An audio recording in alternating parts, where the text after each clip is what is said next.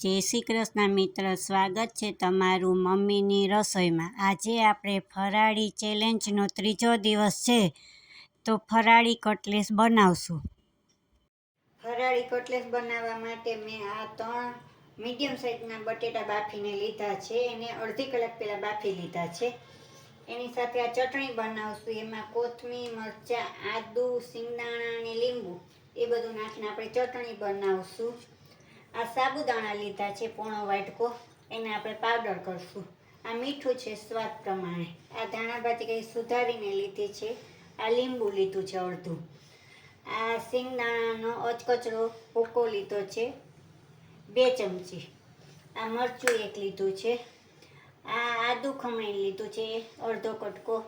આ મરી પાવડર 1 ચમચી લીધી છે ને આ ખાંડ લીધી છે 1 ચમચી। હવે આ સાબુદાણા છે એ આપણે મિક્સરમાં પીસી નાખશું, એને પાવડર કરી નાખશું। આ હવે સાબુદાણા આપણે પીસાઈ ગયા છે, એને આપણે આ બાઉલમાં કાઢી લેશું। હવે આપણે ચટણી બનાવવા માટે મેં પહેલેથી જ કોથમીર ધોઈને લીધી છે, આપણે નાખશું। એ દાંડલી સોતી નાખીને એનો સ્વાદ બહુ સરસ આવે છે। આ મરચાં નાખશું, આદુ છે, આ સિંગદાણા ને નિમક ને ખાંડ મેં નાખી દીધા છે। હવે લીંબુ નીચવીને આપણે ચટણી બનાવી લઈશું।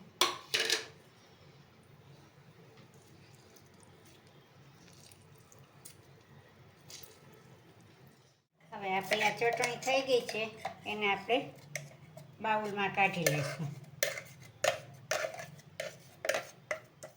હવે આપણે આ કટલેસ બનાવવાનો માવો બનાવી લઈશું। હવે આ બટેટા છે ને આપણે બધા ખમણી લેશું। તમારે એમના હાથેથી છૂંદલા હોય તોય તમે છૂંદી શકો, પણ આ એક સરખો માવો થાય આપણે। હવે આ બધા બટેટા આપણા ખમણાઈ ગયા છે। હવે આપણે આ સાબુદાણાનો જોશ છે ને એમ નાખશું આપણે। અત્યારે મેં 3 ચમચી નાખી છે, જોઈએ એટલો આપણે નાખવાનો છે।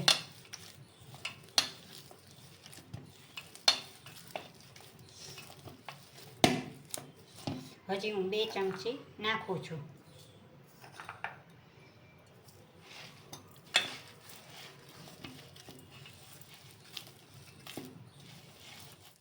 હવે એમાં આપણે આ મસાલા કરી લેશું। આ સિંગદાણા અધકચરા વાટ્યા હતા એ નાખશું। આ મરી પાવડર નાખશું। આદુ ખમણેલું નાખશું।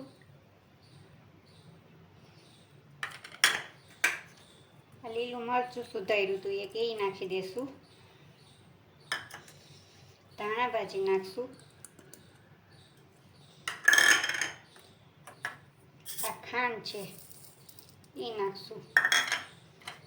નિમક આપણે બાફામાં નાખ્યું હોય એટલે આપણે થોડુંક જ નાખશું, ને અડધું લીંબુનું ફાડ્યું આપણે નીચવી લઈશું। તમારે જે પ્રમાણે ખટાશ ગરસ નાખવી હોય, વધારે ખટાશ નાખવી હોય તો તમે આખું નીચવી શકો છો। મેં અત્યારે અડધું ફાડ્યું નીચવું છે। હવે એને આપણે બધું મિક્સ કરી લઈશું।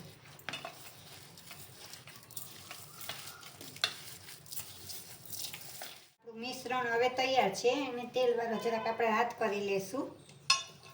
પછી આપણે આવી રીતના એને ગોળ વારી લઈશું। પછી એને આવી રીતના કરી લઈશું। હવે એને આપણે આ બીબું લીધું છે કટલેસનું, એમાં આપણે આ શેપ દઈ દઈશું।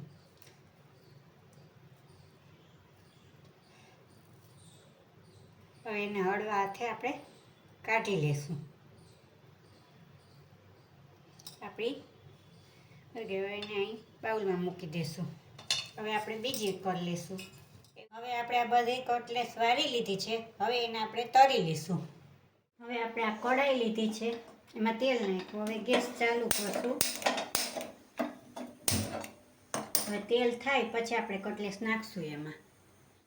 હવે આપણું તેલ થઈ ગયું છે, હવે એમાં આપણે એક એક કટલેસ નાખશું જેટલી સમય એટલે એને છૂટી છૂટી નાખવાની. આપણે 3 નાખી છે અને 2 મિનિટ રહીને આપણે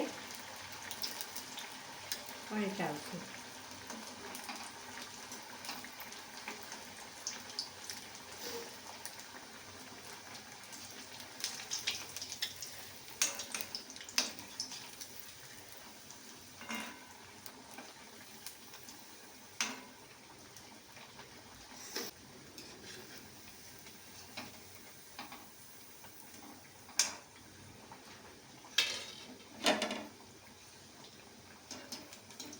હવે આપણે આવા કલર થાય ત્યારે બ્રાઉન જેવો કાઢી લેવો. તમારે વધારે કરવી હોય તો તમારે રાખવાની.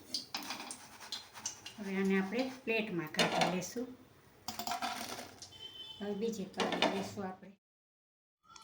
હવે તૈયાર છે આપણી ફરાળી કટલેસ. તમને કેવી લાગી એ કોમેન્ટ કરીને કહેજો.